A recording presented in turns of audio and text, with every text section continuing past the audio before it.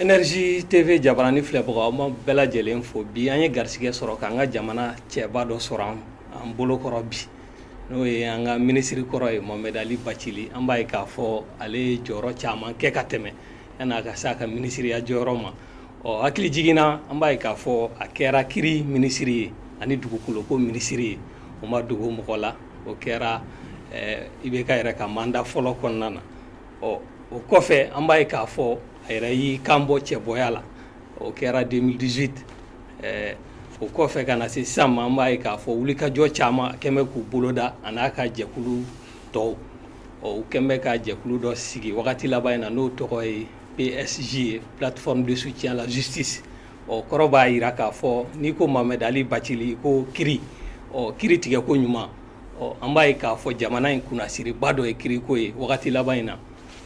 a ka kan bi an k'a wele a ka na a ka se ka ɲɛfɔli kan ye wulikajɔ minnu bɛ ka kɛ justice fɛ wagati laban in na kiri sira fɛ ka na se dugukoloko gɛlɛya la a ka se ka an bɔ fili la o la sa an bɛ tila k'an da don fana n'o ye dialogue ko ye mun bɛ sen na hakilina ye mun ye o la ka na se fo lakanako sira kan jamana in bɛ lahala mun na wagati laban in na mun kɛra o ma dogo mɔgɔ la indelimen o b'a jira k'a fɔ bi jamana ye wulikajɔ ka ɲi ka kɛ bɛɛ lajɛlen fɛ bi an ka kumakunbaw y'o ye mais yani an k'an da don kumakun kɔnɔ Mohamed Ali Bacili an b'i fo Mohamed Ali Bacili i bɔ o bɔ mɔgɔ bɛ kuma dɔw mɛn i da ma deli ka mɛn surtout jeunes sifinnakaw u t'a dɔn Mohamed Ali Bacili yɛrɛ tɛmɛna sira mun fɛ n bɛ fɛ i k'i ka parcours professionnel surtout académique kana se professionnel ma i ka dɔɔni f'u ye u ka se k'a dɔn Mohamed Ali Bacili yɛrɛ ye jɔnni ye fɔlɔ. Ayiwa ni bɛ an lamɛnbagaw bɛɛ fo aw mun ye n wele ka na yan bi n ka foli ɲɛsinen b'aw yɛrɛ la nin ye siɲɛ filanan ye n bɛ na yan n ye bonya ni karama de sɔrɔ yan vraiment n ka kan k'aw fo an bɛ ko nɔgɔya ne ye sariya kalan dɔrɔn n y'a kalan caman kɛ caman yɛrɛ ni ko caman ye dɔ k'a la n ye kiritigɛlaw ka kalan kɛ n ye doctoraw kɛ hali ne ye droit de la guerre kalan mun ye arméw ka comportement ye kɛlɛyɔrɔw la n ye droit de la guerre kalan je crois que anw fɔlɔfɔlɔ de ye o kalan na don farafinna mara kɔnɔ ne ye mɔgɔw formé Mali la yan Kafuguna Kɔnɛ b'o la n ye mɔgɔw formé Benin Général Kuyami b'o la n ye mɔgɔw formé ka taa Burundi a siɲɛ fɔlɔ la n taara o de formation na n ye Pierre Buyoya dɔn ye n ye mɔgɔw formé Île Maurice n ye mɔgɔw formé yɔrɔ caman droit de la guerre dɔrɔn ka se ka sɔrɔdasiw k'u don sariya kɔnɔ u ka baara don sariya kɔnɔ hali kɛlɛyɔrɔ la u kana miiri ko sariya tɛ yen ka taa ni fiɲa dɔw ni kojugu dɔw kɛ n'u ye mɔgɔw minɛ u ka kan k'o mɔgɔw bila bolo mun kan k'a ɲɛf'u ye donc an ye dɔ k'o bɛɛ la yan yɛrɛ fana hali kiritigɛlaw ka ekɔliso mun bɛ yan bi ne Bacili de y'a dayɛlɛ ne de fɔlɔ y'a programme sɛbɛn k'a d'u ma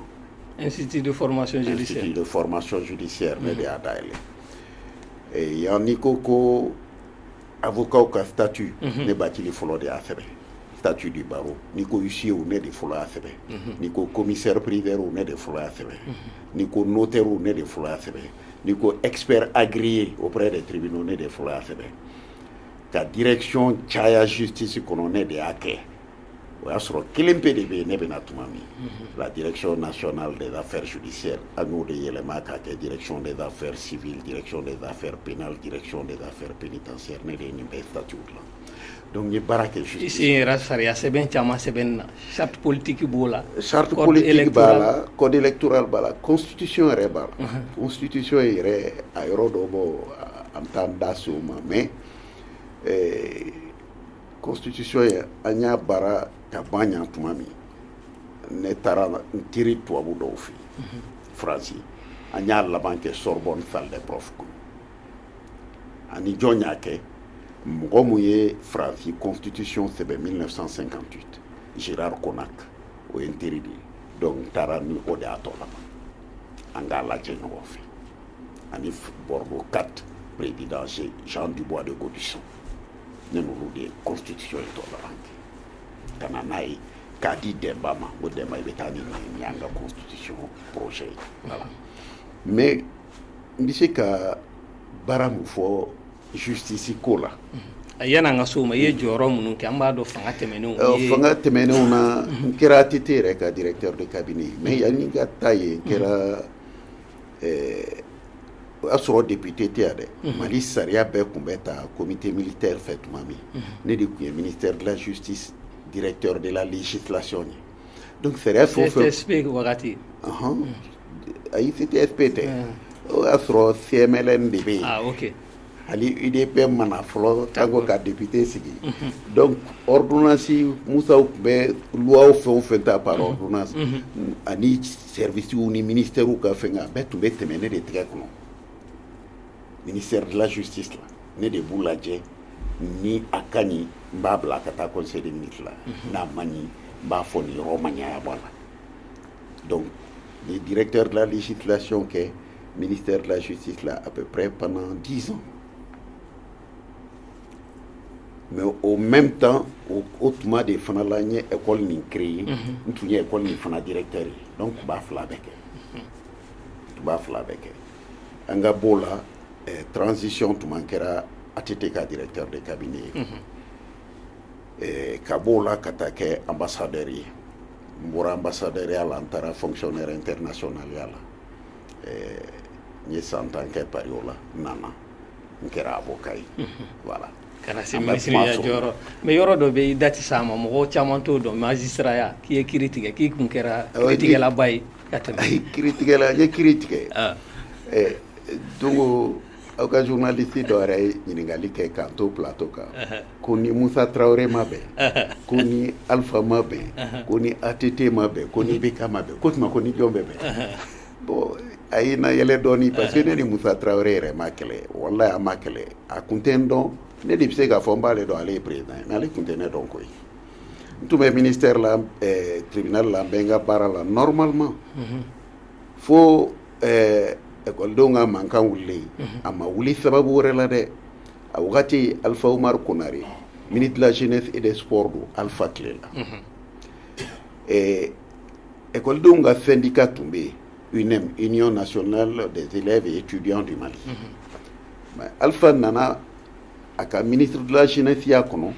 a taara Union nationale des jeunes du Mali créé UNJM o y'a sɔrɔ IDPM ma créé a ye UNJM nin créé k'a b'o bila UNEM nɔ la classe école-sow kɔnɔ étudiants ko a ma ayi anw ta ye syndicat de ye e kɛra ministre de ye n'i b'i ka Union nationale des jeunes créé a créé mais an ka UNEM tɛ datugu o kama ni mun taara i ka UNEM na i ka structure la o ta mais i kana na baga an ma ka nin jagoya k'i b'anw ka tɔn ci e bɛ na ni tɔn ye e dun tɛ syndicat ye ministre de ye anw dun ta ye Union des étudiants élèves du Mali donc anw ta ye écoledenw ka syndicat de ye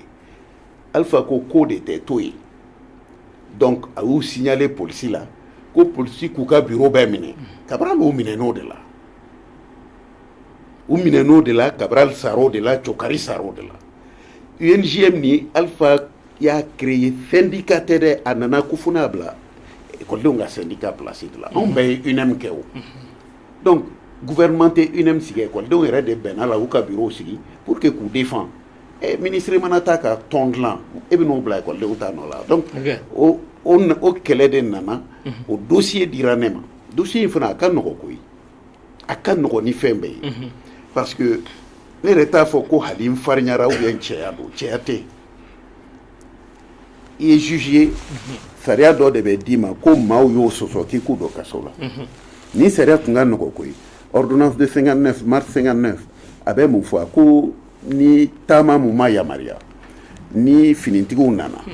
n'u nana o sɔrɔ ye k'u b'i jɔ fɔlɔ n'u jɔra tuma min u bɛ micro ta u b'a fɔ ayiwa nin taama in a ma yamaruya a ye bɔ yan aw kana kɛ yan n'i y'o fɔ u bɛ miniti 15 kɔnɔ u bɛ sɔrɔ ka na tugun u b'a fɔ nin y'an siɲɛ filanan an bɛna kangari da o ye taama nin a ma yamaruya a ye taa ka bɔ yan n'i y'o kɛ u bɛ miniti 15 kɔnɔ u bɛ sɔrɔ tugun ka segin a ka siɲɛ 3 ko ni siɲɛ 3nan dafara ni mɔgɔ o mɔgɔ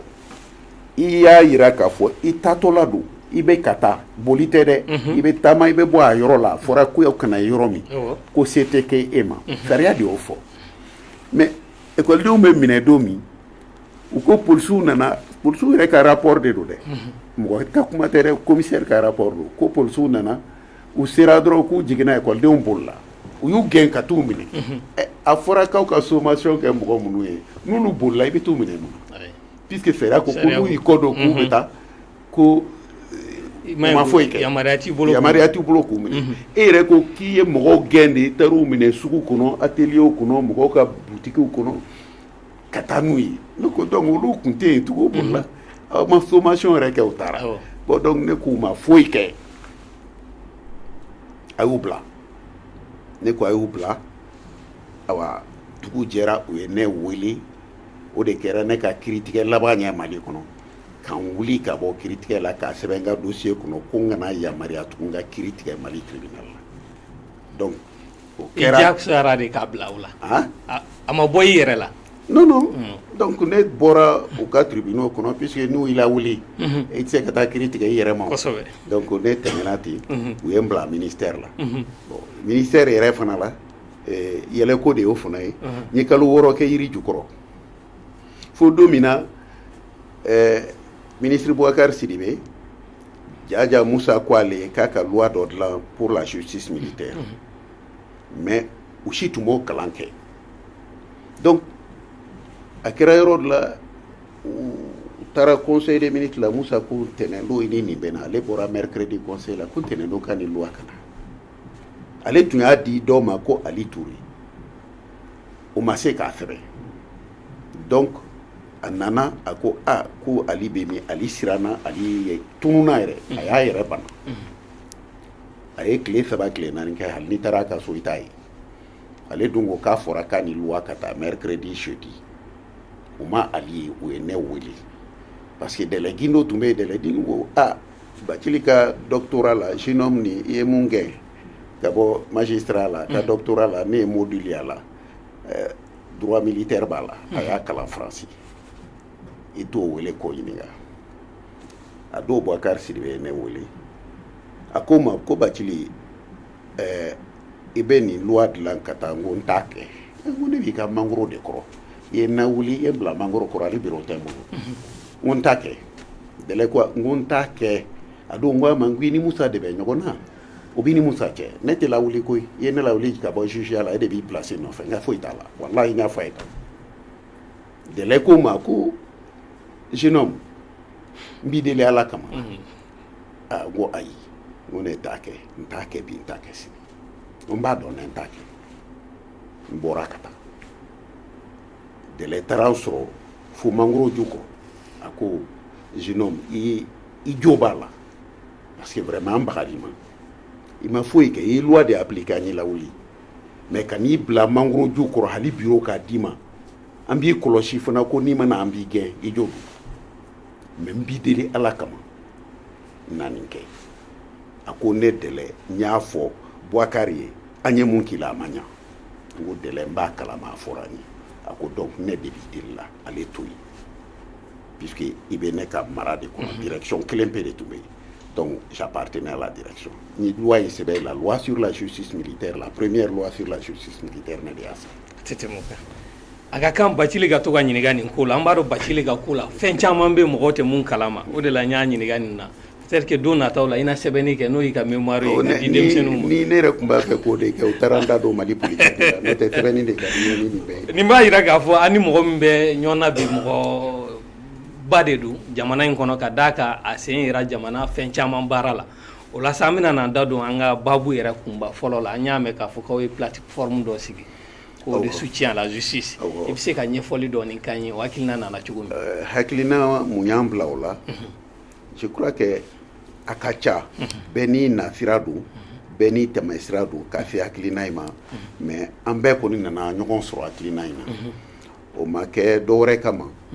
bon an y'a ye dɔrɔn k'a fɔ jamana n'a a bɛ basigi kɔnɔ i b'a ko fɔ ni sariya de ni jamana b'an sago la i b'a ko fɔ ni sariya de o de la an ka kumakan fɔlɔ tout le temps ka ɲɛsin jamana la an b'a fɔ sariya jamana don état de droit sariya de bɛ boli jamana in kɔnɔ sariya de bɛ kow ɲɛnabɔ jamana in kɔnɔ donc sariya jamana état de droit an ka laɲini y'o de démocratie mun n'an donna la a nakan fɔlɔ ma kɛ fɛn wɛrɛ a ko ka état de droit de kɛ yan parce que u ye mun fɔ ka ɲɛsin musa fanga la ko jagoya fanga don sariya fanga de donc an ka don sariya fanga kɔnɔ o sariya fanga de fana kama maaw yamaruyalen don u k'u hakilinataw fɔ o de nana ni partiw ye mais partiw bɛ bɔ mun kɔnɔ sariya an ka jamana sigi sariya kɔnɔ k'a kɔlɔsili sigi a kɔnɔ k'a baara sigi a kɔnɔ an ni ɲɔgɔn cɛ ka a ka kɔlɔsi ni sariya ye a kana kɔlɔsi ni dɔwɛrɛ ye ni o tɛ mais n'i y'o fɔ jamana kɔnɔ i ye barika di sariya ma donc maa bɛɛ ka hakɛ bɛ kɔlɔsi k'a ta i ni la ka taa bila i bolo fɛnw na a bɛɛ ka kan ka kɔlɔsi dantɛmɛ wale man kan k'o sɔrɔ mais n'an ko an donna démocratie kɔnɔ kabiri 91 ka na se bi ma an k'an yɛrɛ ɲininka est-ce que démocratie n'a kɔrɔ danna ko parti ka caya ko élection ka kɛ an y'o sɔrɔ a la mais est-ce que sariya jamana an y'o sɔrɔ est-ce que sariya in bɛ yen a ka gɛlɛn an tɛ se bi k'a fɔ ko mali ko sariya de b'a kibaruyaw ɲɛnabɔ an b'o fɔ an da la mais tiɲɛ la o t'a ɲɛnabɔ ne bɛna taamaserenin dɔ d'i ma o kɛra kunun wulada fɛ polisi 100 ani mɔgɔ 19 u ka délégation taara ne ma décret dɔ taara a mɛnna dɔɔni a tɛ te tile la ise Sadio Gassama de y'a listi dilan k'a fɔ maa minnu ni maîtrise b'u bolo donc n'i ye san 4 kalan i ka baki kɔfɛ o diplôme b'i bolo n'i bɛ polisi la k'i bɛ kɛ commissaire ye u ye o mɔgɔw dan a taara bɛn mɔgɔ 100 ani mɔgɔ 19 ɲɔgɔn ma u a ka ca n'o ye dɔɔni mais u ye dɔw ta u ko k'an tɛ se k'a bɛɛ ta ɲɔgɔn fɛ an b'a ta par tranche d'âge ni mun fɔlɔ ka kɔrɔ k'olu ni retraite ka sɔrɔ an b'olu fɔlɔ intégrer ainsi de suite u nana intégrer u bɛ dɔw intégrer mɔgɔ 10 mɔgɔ 1 mɔgɔ 2 après u y'a jɔ or mɔgɔ 100 ani mɔgɔ 19 u bɛɛ bɛ situation kelen na u ye dɔw latɛmɛ sisan u ko non k'a banna ka tila ka décret abrogé sariya jamana la o tɛ kɛ o tɛ kɛ parce que i ye a yira k'a fɔ i ye jamanaden minnu bɛ condition kelen na i ye fɛn di dɔ in ma ka dɔ in jɛ a la e dun bɛ bɛɛ de tɔgɔ la i t'i yɛrɛ tɔgɔ la baara la u mɔgɔ 100 ni kɔ don u bɛɛ ka diplôme aw de y'a bɛɛ lajɛ a daminɛ bɛɛ ka kan aw ko ninnu de bɛ ta aw commencera ka tali kɛ a sera yɔrɔ dɔ la a y'aw ban o bɛ se ka faamu wa o kuma taara di Mali Cour suprême ma Cour suprême a kiiri fɔlɔ fɛn o fɛn kɛra u sɔnna ko vraiment ninnu kɔni sariya yɛrɛ de ko k'u ta décret ko k'u ta u y'u ta a tɔ tora damadɔ mun ye a sera Cour suprême ma Cour suprême y'i sen da dossier kan san 2 Nuhun Tapili David Sagara u y'i sen da kan u bɛ mun fɔ denmisɛnw ye k'u k'a lajɛ politiki mɔgɔw fan fɛ o tuma sariya t'a jɔyɔrɔ la tugun olu bɛ indépendance mun fɔ an ye an bɛ taa rentrée judiciaire la u bɛ na papiers kalan sur l'indépendance de la justice occasion b'u bolo k'u ka indépendance yira fanga la k'a fɔ non an bɛ sariya de fɔ la aw ka politiki ko kuma t'an ka sira ye mais ni sariyatigiw yɛrɛ ko k'aw ka taa ɲɛnabɔ politiki mɔgɔw fɛ yen an tɛ se ka kiiri in tigɛ parce que politiki mɔgɔw ma sɔn tugun an k'aw ta o bɛ bɛn yan o tɛ jamana o b'a yira ko jamana tɛ sariya kɔnɔ a bɛ siranya dɔ de kɔnɔ ni fanga bɛ mun bolo i bɛ siran ɲɛ i bɛ sariya to kɛrɛfɛ i b'o ɲɛ kun lajɛ c'est pas normal mais a bɛ na ni problème fana ye u sigilen tɛ ni mun ye parce que sisan u bɛ ka mɔgɔ dɔw fana intégrer DDR kɔnɔna na démobilisation désarmement réinsertion olu licence b'u bolo u bɛ k'o licenciés ta o corps kelenw kɔnɔ commissariat la maîtrisards b'u ka mara kɔnɔ aw b'o fɔ cogo di o tuma n'i ye arme ta Mali la de sariya bɛ bɔ yen i b'i sago sɔrɔ o tɛ état de droit ye donc problème caman de bɛ yen an ka diɲɛlatigɛ kɔnɔ an ka taabolo kɔnɔ an tɛmɛ siraw kɔnɔ an tɛ sariya ta tugun ka baara kɛ n'a ye an bɛ jɔyɔrɔw ni senko la ta i bɛ se ko la wari b'i bolo i bɛ se ko la i ye jɔyɔrɔtigi ye i bɛ se ko la i ye kodɔnna ye a bɛ to e ta la sariya bɛ da kɛrɛfɛ. donc plateforme sigikun dɔ y'o ye. plateforme sigikun o ye de fɛ an ka segin sariya in ma o de ka nɔgɔ an bɛɛ ma a faamuyali ka nɔgɔ an ma a taamali ka nɔgɔ an ma n'an ye tɔmɔtɔmɔli k'a la sariya bɛ bɔ yen ni sariya dun bɔra yen k'a tɔ kɛ senkolaw ye senkola n y'o tɔgɔ fɔ sisan n'i ye jamana o jamana ye k'a cira Rwanda ne ni u ka président de la cour suprême sigira Louis Marie Mugenzi a y'o de fɔ an ye a ko mun ye guerre la an fɛ yan dɛ a ko parce que sariya kun tɛ yan bɛɛ kun b'i sago kɛ ɔ a sera yɔrɔ dɔ la marifatigiw ye marifa ta olu ko bɔ nafolotigiw aw fana ye dɔ sɔrɔ a la a y'aw sɔbɔ ni mun m'a to an ta la an b'aw faga marifatigiw y'a loi ta o ye jamana ta donc n'i bɔra senkolaw la i ye sariya ban i banna sariya la ni senkolaw nana waritigiw bɛna u b'u sago kɛ n'u n'i taara tribunal f'u yɛrɛ b'a fɔ an ka taa kiriyɔrɔ la n b'a da to i la i bɛna dɔn sisan wari bɛ ne bolo o bɛɛ de bɛ fɔ Mali la bi an ka taa kiriyɔrɔ la n b'a da to i la ni e t'a dɔn ne bɛ nin jɔyɔrɔ la o bɛɛ de bɛ kɛ ka Mali sariya bɔ yen ka na ni fɛn wɛrɛ ye mun tɛ sariya ye mais n'an tɛmɛn'o hakɛ la dɔrɔn fangatigiw bɛna fangatigi ye jɔ ye marifatigi m'a fɔ sɔrɔdasitigi dɔrɔn dɛ hali ni civil groupe mun karila ka marifa ta i ko terroriste u b'u sago kɛ waritigi tɛ se k'u bali sariatigi tɛ se k'u bali n'i ye sariya bɔ jamana kɔnɔ aw bɛ t'o de nɔfɛ a bɛ laban fangatigiw ta la marifatigiw ta o tɛ wuli abada ala yɛrɛ y'o fɔ. ɔ mais wagati laban in an b'a ye k'a fɔ justice kɛmɛ ka wuli ka jɔw dɔ kɛ u ye donc an ye plateforme sigi plateforme kɔrɔ ye mun ye ayiwa maa o maa ni i hakili b'a la k'a fɔ n'an seginna sariya kɔnɔ o nafa bɛ jamana bɛɛ kan a bɛ jamana bɛɛ sɔn sabati dɔ la a bɛ jamana bɛɛ sɔn hakilisigi dɔ la a bɛ kolankolonw kɛlɛ a bɛ jigokolonw kɛlɛ maa mun i b'i ka hakɛ kɔnɔ i tɛ jɔrɔ n'an seginn'o kɔnɔ an bɛ waati min na i ko bi jamana in tɔɔrɔ la k'a se yɔrɔ min na ni justice sera k'a n'a sigi o kɔnɔ dɔɔni dɔɔni o fana ye Mali solution dɔ ye an ka bɛn o y'a solution dɔ ye hali nord kɛlɛ mun de bɛ fɔ a la au début rébellion ni n'i y'a fɔ o fɛn ta u ka revendication fɔlɔw yɛrɛ kɛra mun ye ko sɔrɔdasi kana t'u mara parce que depuis Mali kun sigira u ka commandant n'u ka commandant cininw ni a bɛɛ kun ye sɔrɔdasi de ye donc administration civile yɛrɛ ma taa olu fɛ yen administration militaire de tun bɛ yen donc u ma sɔn o ma o u ko non sariya t'o la u b'u sago de kɛ la donc c'est de l'arbitraire a wagati la n'an ye Alpha Umar Konare yɛrɛ ka kuma mɛn ale ko rebelle ma wagati dɔ la ko c'est des démocrates en armes Ali Nuhu Jalo y'a fɔ donc démocrate en armes parce que sariya t'u fɛ yen donc olu sɔnna n'i ye marifa ta ka kɛlɛ kɛ sariya nɔfɛ ko c'est normal donc i bɛ fɛ k'a jira ko jamana in problème ba dɔ ye sariya de don wa problème ba tɛ dɛ a daminɛna problème bɛɛ daminɛna o de kɔnɔ ka tigɛ fangaw la ka danaya bɔ fangaw kan a bɛɛ ye sariya ko de ye parce que ni sariya tun bolila a ɲɛ ma hali tiɲɛni fangatigiw ye tiɲɛni dɔ kɛ ka wari nafolo façon dɔw ta u tun bɛ siran k'a kɛ o e b'a dɔn Modibo tile la détournement mun n'a fɔra ko a ɲɔgɔn ma kɛ Mali kɔnɔ n'a ma a ɲɔgɔn ma kɛ c'était 87 millions fo mɔgɔw bɛ fili fiyɛ bi miliyari caman de bɛ fɔ la n'o fɔra yɛrɛ an b'a fɔ k'an ka fara o tigiw la i bɛ dɔ mankan mɛn n'i sera a ma an bɛ bɔ dɛ. aw ka plateforme in de kɔrɔ ye ka justice kɔkɔrɔma don an ka plateforme kɔrɔ ye mun ye o kɔrɔ b'a jira justice bɛ baara mun na sisan a b'u kɔkɔrɔma don a bɛ baara dɔ la bi a ɲɛ bɛ mun na taabolo mun n'a bolo a ka d'an ɲɛ parce que maaw bɛ wele k'u ɲininka u ka kɛtaw la Bakari Togola a welela gouvernement yɛrɛ m'a wele a baarakɛ ɲɔgɔn dɔ de ye plainte k'a kan o de taara a ko fɔ donc u y'a lajɛ u y'a minɛ Adama Sangare ma wele a lajɛ 2014 ne ye Adama Sangare wele n k'u y'a bila justice kun tɛ yen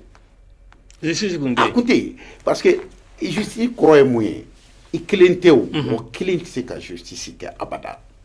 hali n'e b'a fɛ a ka kɛ ni u ma sɔn a tɛ boli koyi wagati la u ma sɔn de wa wagati la ne b'a fɔ u ma sɔn n'o tɛ a wagati la ne ye dossier bi sabani nani fo bi sabani du hakili se akela mun bɛ bi saba in ka hakili to la kosɛbɛ k'a ta ka di Adama Sangare kan n y'a di procureur général ma a wagati ni journaux ni ye journaux seginna la 2014 i b'a ye ko Bamako procureur ko ale ma démissionné dɛ il a même dit que ni ne b'a obligé ka Adama poursuivi il est dans l'obligation de me dire que ani ne tɛ se ka baara kɛ. pôle économique procureur mun tun bɛ yan o de ko don Mohamed Sida Diko o de don c'est procureur de la commune 3. e ye gɛlɛya sɔrɔ o de la. o ye gɛlɛya sɔrɔ. o tɛ politique ko ye dɛ o kɔni ni juge ma sɔn ka maaw poursuivi i bɛ mun kɛ ne yɛrɛ tɛna bɔ n ka bureau de ministre kɔnɔ ko n bɛ taa n sigi tribunal kɔnɔ ka yɔrɔ ta ko poursuivi. PMI directeur ma boli Aïdara Idrissa Aïdara ma boli il était poursuivi pour 6 milliards n k'a minɛna u y'a bila a taara donc génération de juges. mais munna Maliki bɛ ka mun kɛ bi a wagati la e ma se ka kɛ ale n'ale ale ye mɔgɔ yɛlɛma e ma se k'o kɛ wa. mais Malik nana ne ɲɛ justice la koyi a nako fɔlɔ y'a kɛ wa a y'a kɛ wa. a ma mɛn o la o. il a fait a nako fɔlɔ il a fait 18 mois moi j'ai fait 16 mois a nako fɔlɔ il a fait 18 mois ne nako fɔlɔ j'ai fait 16 mois. transition kuma. donc ale ye caman sɔrɔ a nako fɔlɔ la ka tɛmɛ ne nako fɔlɔ kan ne ye 16 mois de sɔrɔ mais a nako fɔlɔ ma se k'a kɛ pourquoi. gɛlɛya jumɛn tun bɛ yen. ne t'a dɔn i b'a yɛrɛ ɲini kɔrɔ. Zeyina mun de la sera k'a kɛ. eh bien parce que a y'a sɔrɔ ko dɔ fana yɛlɛmara o il faut ko tɛna don kelen ko ye ne ye kɛlɛ dɔ kɛ justice nin kɔnɔ dɛ a ye n ka EID kumaw lamɛn ne ye poursuite dayɛlɛ juges yɛrɛ kama u yɛrɛ ka comportement na u minɛna a ma kɛ wa. à l'époque les juges qui étaient là-bas tribunaux ninnu kɔnɔ a si tun tɛ yen mun ma san 10 ani dɔɔnin kɛ n'i m'a kɛ président la i y'a kɛ procureur ya la Bamako kɔnɔ o tun bɛ munumunu de u bɛ falen poste la Bamako kɔnɔ ani Kati cɛ u tun b'o de la o juges olu si tɛ yan bi o olu ka baara tɛ nin ye o u dugumamɔgɔw don a waati ne de ko n'an ma nin dugumamɔgɔw la yɛlɛ an t'an yɛrɛ sɔrɔ. génération kura de yɛlɛnna. génération kura don invitation ma di a kɛra kɛlɛba de puisque dɔw yɛrɛ ma se k'a miiri ko tun bɛ se ka kɛ syndicat tun b'u tɛgɛ kɔnɔ u bɛ jɔyɔrɔw la u ni politique mɔgɔw da bɛ ɲɔgɔn na foyi tɛ se ka kɛ Bamako u sigilen bɛ tribunaux la n'u ko mun bɛ kɛ u b'u yɛrɛ sago kɛ mais a mutation ma diya dɛ il fallait que i ka mutation kɛ nin denmisɛn minnu bɛ jɔyɔrɔw la sisan olu de ka na minɛ. a donc mɔgɔ ko de kun don. mɔgɔ ko don mɔgɔ ko don parce que nin denmisɛn ninnu n'u lajɛ u ni Malik yɛrɛ man jan ɲɔgɔn na si la o ninnu fana b'i ɲɛmada jɔn ma Malik de don puisque Malik démissionnera o b'a fɔ mais n'i ye baara kɛ ka tilen nafa mun b'o la ani nin taabolo dɔ in tɛ nafa tɛ kelen ye o puisque anw promotionnaire de an kɔrɔkɛ dɔ filɛ tout près de nous a ye tilennenya mun kɛ o de y'a kɛ a bɛ wele ka ministériya d'a ma siɲɛ 2 donc n'i y'olu ɲininka tilennenya in nafa mun b'o la ani a tɔw tɛ kelen ye donc moi je me dis que génération changera mais il a fallu se battre hein. donc gɛlɛya tun tɛ politique ko gɛlɛya ye o. non gɛlɛya ni ye ne ɲininka ne m'a fɔ mais ne ma da la Malik nali ni sisan cɛ n'o y'a sɔrɔ il a peut-être 5 ou 6 mois maintenant au 6 mois kɔnɔ ne ma da la ni Malik il a reçu 200 rapports du vérificateur ne ma da la ne dun ka 3 premiers mois kɔnɔ ne ye 273 dossiers di procureur généralement a bɛɛ bɔra vérificateur fɛ yen kelen ma to n ka bureau kɔnɔ mun na kelen ma bɔ o dossier la 273 dossiers kelen ma bɔ poursuite kelen ma kɛ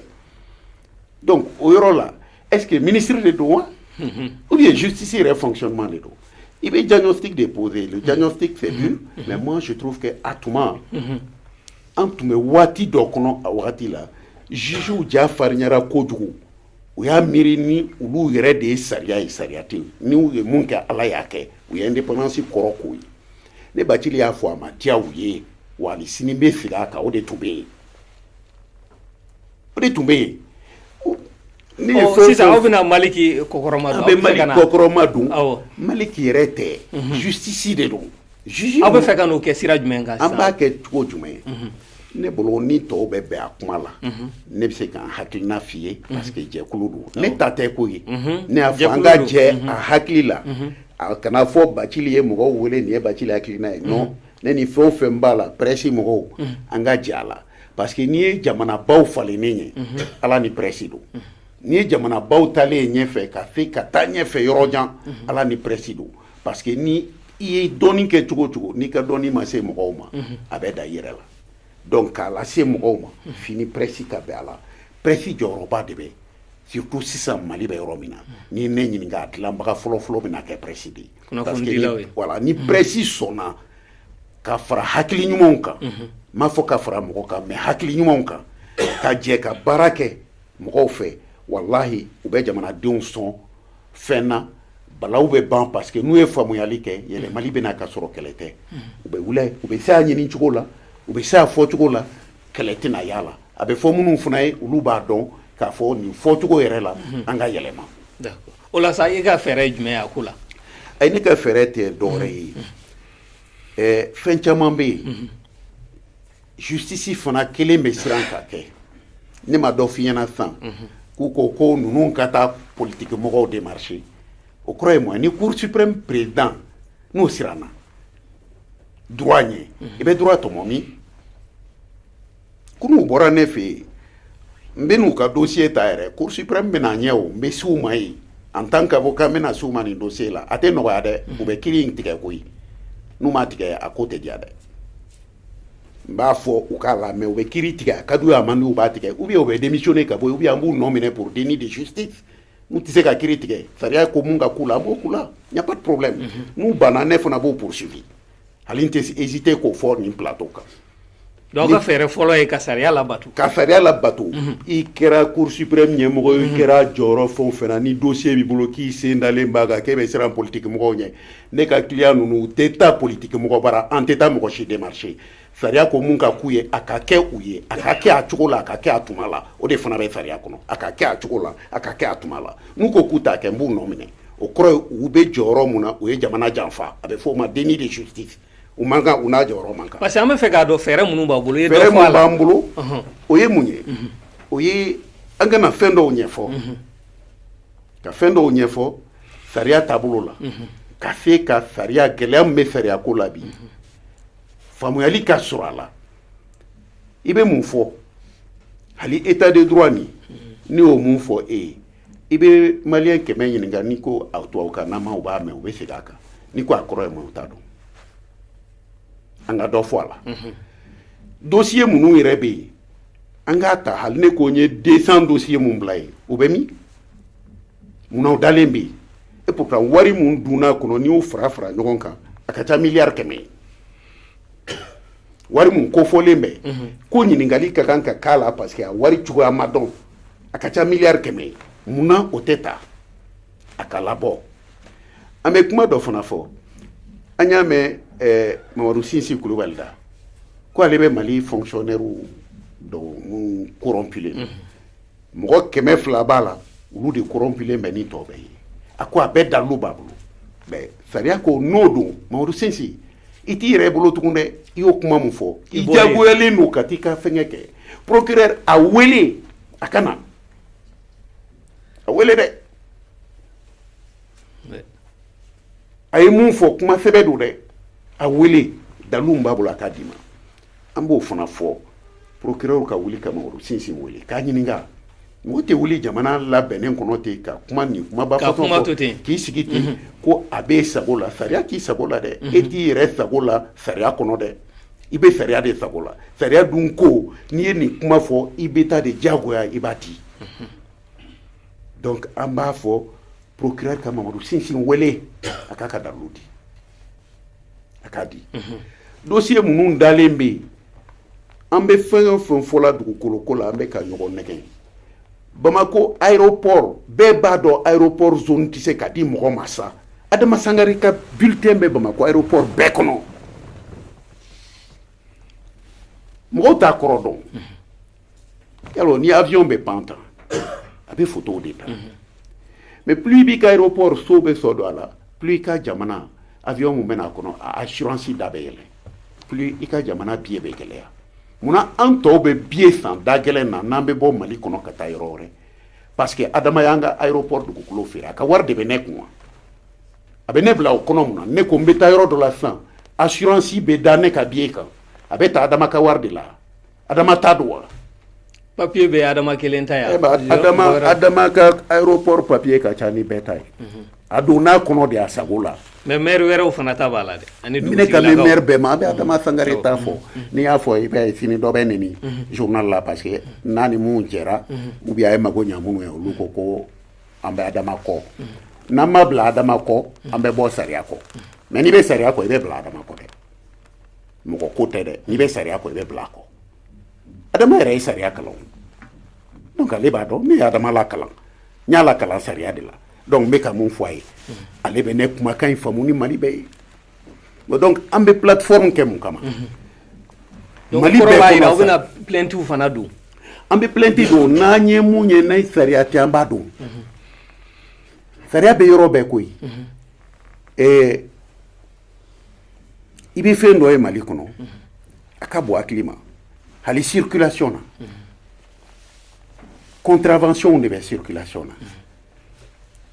i bɛ reçu de di mɔgɔw ma contravention sara cogo bɛ yen ne ye baara kɛ Bamako tribunal la tuma min polisi kun tɛ kɛnɛma ni reçu t'a bolo i t'u ye ka baga i ma k'i minɛ abada n'u y'i lajɔ n'a ma ɲi dɔrɔn u bɛ reçu d'i ma numéro b'a la i bɛ taa sara